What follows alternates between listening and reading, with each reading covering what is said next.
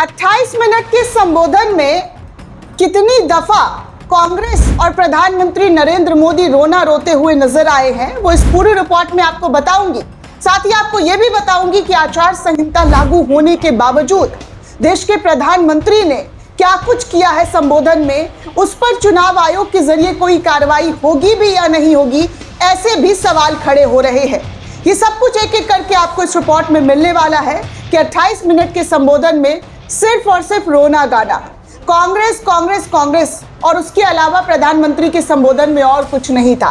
देश के इतिहास में पहली बार ऐसा हो रहा है दोस्तों कि कोई प्रधानमंत्री देश को संबोधन करते हैं लेकिन सिर्फ अपना रोना और कांग्रेस को ताना देना, विपक्षी दलों को जो है कैसे नीचा दिखाना है, यही काम इनके संबोधन में रह गया है।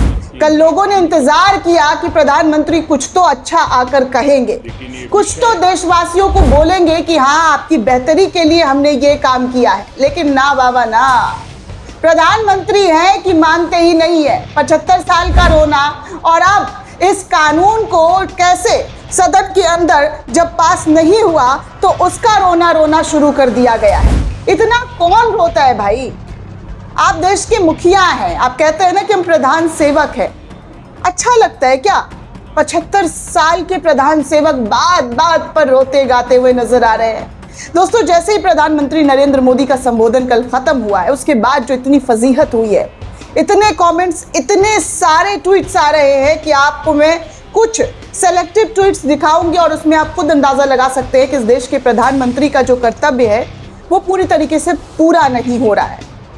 जो पद की गरिमा होती है, उस गरिमा को भी वो पूर्ण रूप से साबित नहीं कर पा रहे हैं कि क्या और किस तरीके से इस देश का तरक्की हो, इस देश के आवाम का तरक्की हो। कांग्रेस कांग्रेस कांग्रेस करके इनकी पूरी राजनीति ऐसे ही खत्म हो जाएगी। देखिए लोगों ने क्या लिखा है। एक ने लिखा है कि प्रधानमंत्री का संबोधन हमेशा देश के नाम होता है, किसी पार्टी के नाम नहीं। इससे पहले किसी भी प्रधानमंत्री का देश के नाम संबोधन ढूंढ कर सुनिए, किसी पार्टी का नाम नहीं लिया जाता है, किसी को कोसा नहीं जाता है, सिर्फ देश की बातें होती है कि हम देश के लिए क्या करने वाले हैं। और जिस महिला आरक्षण का ये रोना रो रहे हैं दोस्तों, वो 2023 में ही सर्वसम्मति के साथ पास हो गया था। किसी भी दल के नेताओं ने जो है वोट देने से इनकार नहीं किया था, लेकिन 2023 वाला महिला आरक्षण जो लागू होने को चाहिए था वो लागू ना होकर एक नया बीजेपी की तरफ से लतीफा छोड़ा गया है कि विपक्षी दल मीच थपथपा रही थी, विपक्षी दल ये कर रहा था, कांग्रेस सपा ये कर रही थी। यही सब मोदी के संबोधन में रहा दोस्तों। सिर्फ और सिर्फ नरेंद्र मोदी का देश के नाम संबोधन नहीं, कांग्रेस के नाम संबोधन हुआ है। कांग्रेस कांग्रेस कांग्रेस करके ही इनकी पूरे 28 मिनट का स्पीच जो है वो खत्म हुआ। आगे एक ने लिखा है, पेश है कांग्रेस पुराण का फुल कलेक्शन। आप लोग गिनकर बताओ कि महामानव ने कितने बार कांग्रेस कांग्रेस किया है मित्रों। वैसे बिल्ला जी का कहना है कि अगर महामानव ने इतनी बार भगवान का नाम लिया होता तो कब का स्वर्ग मिल गया होता। इस तरीके की बातें जो है वो कही जा रही है। खैर, कांग्रेस से आगे बढ़ते मोदी जी, तो आपको कल जिस वक्त आप संबोधन कर रहे थे उस वक्त देश में एक राज्य है मणिपुर, जो आपको याद दिला दूं, आप भूल चुके हैं उस मणिपुर के अंदर कैसे हालात थे। इस तस्वीर को देखकर आप अंदाज़ा लगा सकते हैं। ये अपने ही देश का नज़ारा है जहाँ पर महिलाएं कैसे सड़कों पर उतरकर अपने ऊपर हो रहे जुल्म अत्याचार के खिलाफ आपसे जवाब मांग रही है। लेकिन आप क्या कर रहे हैं? सिर्फ और सिर्फ कांग्रेस पुराण कर रहे हैं। दोस्तों, इस तस्वीर को शेयर किया गया। लिखा गया कि कुछ घंटे पहले जिस वक्त देश के पीएम कांग्रेस कांग्रेस चिल्लाकर संसद में अपनी हार की खींच मिटा रहे थे, ये उसी वक्त का दृश्य है जब मणिपुर हिंसा की आग में और सार्वजनिक महिलाओं ने जो पीड़ा झेला है वो प्रधानमंत्री नरेंद्र मोदी से सड़कों पर उतरकर जवाब मांग रही है। लेकिन मोदी जी ने उन लोगों की एक ना सुनी। मणिपुर की हालत पर एक बार भी चिंता जाहिर नहीं किया गया कि देशवासियों देखिए मणिपुर में क्या हो रहा है, हम इसके लिए कुछ अच्छा काम करने को उतारू हैं, कुछ अच्छा सोचने को उतारू हैं। ना बाबा ना, कुछ नहीं दोस्तों। मोदी जी देश के नाम, राष्ट्र के नाम संबोधन कर रहे थे। 29 मिनट का लंबा चौड़ा भाषण दिया गया, लेकिन प्रधानमंत्री नरेंद्र मोदी ने मणिपुर का कहीं से कहीं तक जिक्र नहीं किया, जो पिछले 3 साल से हिंसा और उपद्रव का लगातार शिकार हो रहा है। वहाँ के लोग अपने घरों को छोड़कर जा रहे हैं। देख लीजिए कल रात की तस्वीर है दोस्तों। मणिपुर में 2023 से ही युद्ध जैसी स्थिति बनी हुई है। सरकार द्वारा अभी तक मणिपुर संकट को सुलझाया नहीं जा सका। 200 से अधिक लोग मारे जा चुके हैं। 60,000 से अधिक लोग घर खो चुके हैं। कब मणिपुर में शांति बहाली होगी, इसको लेकर प्रधानमंत्री नरेंद्र मोदी जो है कभी कुछ बोल ही नहीं पाते हैं। एक ने आगे लिखा, एक पत्रकार ने, कि इस आदमी को लगता है लोग बेवकूफ बन जाएंगे।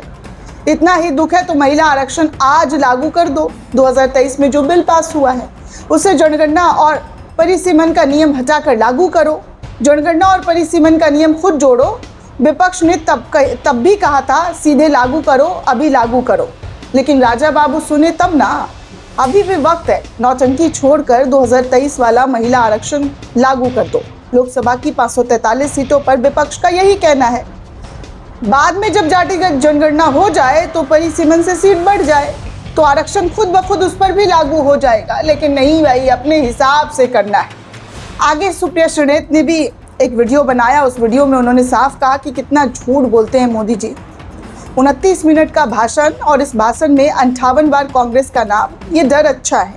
अगर आपके अंदर जरा सा भी सच्चाई है तो मंडे को 543 लोकसभा सीटों पर महिला आरक्षण लागू कीजिए। समूचा विपक्ष आपके साथ है। देश की हर महिला आरक्षण के पीछे छिप छिप कर परिसीमन करने की आपकी साजिश समझती है।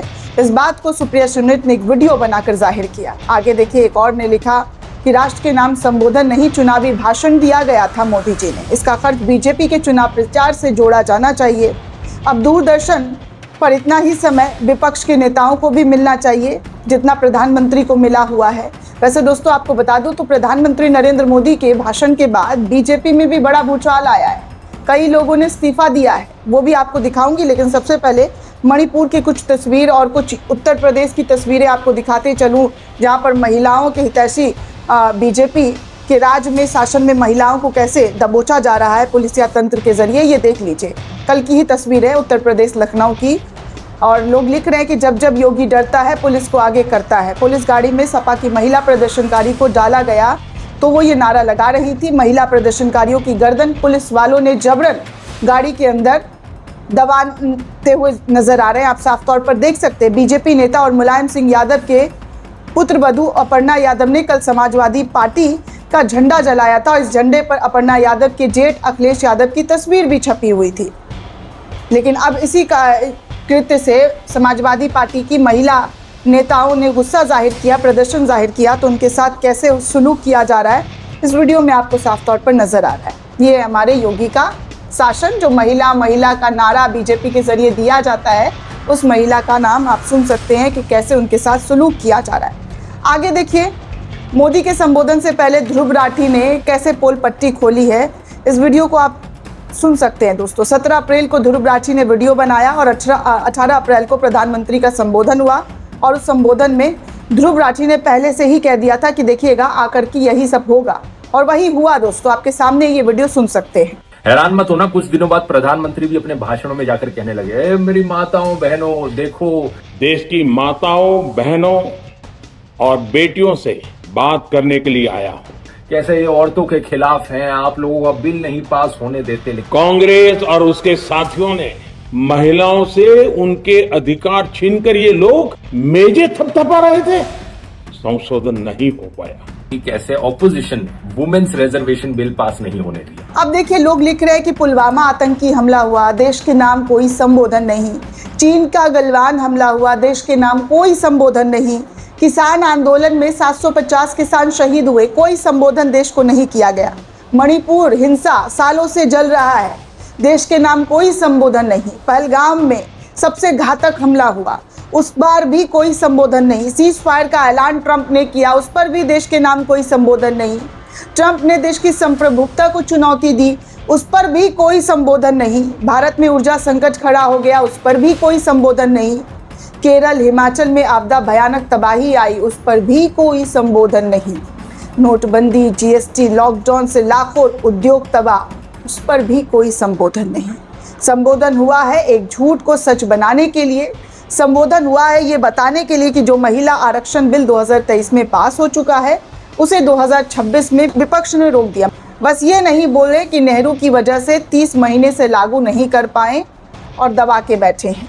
ये भी बोल देते तो बात पूरी हो जाती। खैर, प्रधानमंत्री नरेंद्र मोदी और बीजेपी की इस वक्त की जो नौटंकी चल रही है उसको देश के तमाम लोगों के जरिए कुछ ऐसे ही नज़र से देखा जा रहा है। कुछ ने लिखा कि देश के नाम संबोधन बोलकर चुनावी स्पीच देता है, खुद कभी प्रधानमंत्री जैसे आचरण नहीं करते हैं, उसके बाद जगह जगह रोते फिरते हैं कि लोग मुझे गाली दे रहे हैं। आगे कपिल सिब्बल ने प्रेस कॉन्फ्रेंस किया इस संबोधन के बाद और लिखा कि मैं अपने प्रधानमंत्री को सुना, ये किसी प्रधानमंत्री का नहीं बल्कि भाजपा के किसी नेता का भाषण था, जो साफ तौर पर दिखाई दिया जा रहा है कि कैसे और किस तरीके से जो है भाजपाई के जरिए ये भाषण देकर आचार संहिता का पूरी तरीके से उल्लंघन किया गया। आगे दोस्तों देखिए, कुछ लोग हैं जो भाजपा की सदस्यता त्यागे हुए लिए हुए थे, लेकिन भाजपा का हाल देखकर, जी हाँ, भाजपा का हाल देखकर कैसे लोगों ने ये गौरव ठाकुर नाम के एक शख्स है, उन्होंने शेयर किया और बताया कि मैं उनकी सदस्यता त्याग रहा हूँ। आप लोग भी इस पार्टी को पूर्णतः त्याग दीजिए। भाजपा का 2 लोगों ने सिर्फ और सिर्फ विनाश किया है। देख लीजिए, ये सारी चीज़ें भी हो रही है। बिहार के हैं ये, और इन्होंने भाजपा का मेंबरशिप ही पूरा का पूरा त्याग दिया। कपिल सिब्बल ने अपने प्रेस कॉन्फ्रेंस में आगे बताया दोस्तों कि आचार संहिता का कैसे उल्लंघन प्रधानमंत्री नरेंद्र मोदी के जरिए किया गया। उन्होंने कहा कि मैंने प्रधानमंत्री नरेंद्र मोदी का भाषण सुना। प्रधानमंत्री के पीछे राष्ट्रीय ध्वज था और वो भारत के प्रधानमंत्री के तौर पर बोल रहे थे, जबकि चुनाव चल रहे हैं। ये भारत की राजनीति में एक निम्न स्तर है, लेकिन मुझे पता है कि ना तो मुख्य चुनाव आयुक्त और ना ही कोई अन्य संस्था इसके बारे में बात करेगी, कुछ कहेगी। क्या हमेशा की तरह प्रधानमंत्री के पद का इस्तेमाल चुनाव के प्रभावित करने के लिए किया जा रहा है? बंगाल में तृणमूल सत्ता में है और मुख्य प्रतिद्वंदी भी है। प्रधानमंत्री के संबोधन में तृणमूल पर हमला किया गया। देश की सरकार प्रधानमंत्री के पद का इस्तेमाल चुनाव प्रभावित करने के लिए हो रहा है, लेकिन इस पर भी सब खामोश और सब चुपचाप बैठे हुए। वहीं एक और ने लिखा, पीएम मोदी कल देश के नाम संबोधन दिया, संदेश दिया, आचार संहिता का शर्मनाक तरीके से उल्लंघन किया गया। इलेक्शन कमीशन ऑफ इंडिया इस गंभीर मामले में बीजेपी और पीएम मोदी को नोटिस क्यों नहीं देनी चाहिए? अगर ज्ञानेश कुमार इस मामले में संज्ञान लेकर अपनी प्रतिक्रिया नहीं देते हैं तो विपक्ष को इसे न्यायालय में लेकर जाना चाहिए, क्योंकि तब ही तय हो जाएगा कि पीएम के भाषण में ज्ञानेश की सहमति थी या नहीं। ऐसे भारतीय लोकतंत्र इतिहास में कभी नहीं देखा होगा जब देश में चुनाव है और पीएम नेशनल टीवी पर देशवासियों को संबोधित करते हुए नजर आ रहे हैं। आगे देखिए, मोदी जी ने ट्वीट किया कि नारी जब सब कुछ भूल जाती है पर अपमान नहीं भूलती है। तो इसी को रीट्वीट करते हुए अभिषेक शर्मा ने लिखा, मणिपुर की औरतें जंतर मंतर पर अपमानित हुई, महिला पहलवान आपका प्रज्वल रेवन्ना के लिए वोट मांगना, बलात्कारी राम रहीम को बार बार पैरोल पर रिहा करना, खासकर चुनाव के समय। बीजेपी से तो गोदी मीडिया का सवाल तक नहीं होता है सर। इस तरीके की बातें जो है अभिषेक शर्मा के जरिए कही गई। बाकी जाते जाते आपको बता दूं तो एक और बड़े पत्रकार ने लिखा कि पॉइंट की बात यह है कि पीएम मोदी चाहते तो अपने संबोधन में बात कर सकते, फोकस रह सकता था कि महिलाओं को उनका हक मिले, इसके लिए उनके पास क्या रूपरेखा है, कैसे वो विपक्ष को इंगेज करेंगे, कैसे उन्हें भरोसा में लेंगे, कैसे उन्हें सुझाई हुई बातों का आत्मसात करने की कोशिश करेंगे, आदि आदि। लेकिन पीएम मोदी का संबोधन खींच भरा, अहंकार भरा था। याद रहे, लोकतांत्रिक देश का नेता जब इंक्लूसिव पॉलिटिक्स की बात करता है तभी हर किसी को अच्छा लगता है। बाकी तो आप दोस्तों समझदार है ही कि क्या हो रहा है, देश के प्रधानमंत्री खुद कैसी हरकत कर रहे हैं, आपको पूरी वीडियो में बता चुकी हूँ। दोस्तों, ये पूरी रिपोर्ट आपको कैसी लगी हमें कमेंट करके ज़रूर बताइएगा। साथ ही साथ चैनल को ज़्यादा से ज़्यादा लाइक, शेयर और सब्सक्राइब करना बिल्कुल भी ना भूलें। शुक्रिया दोस्तों।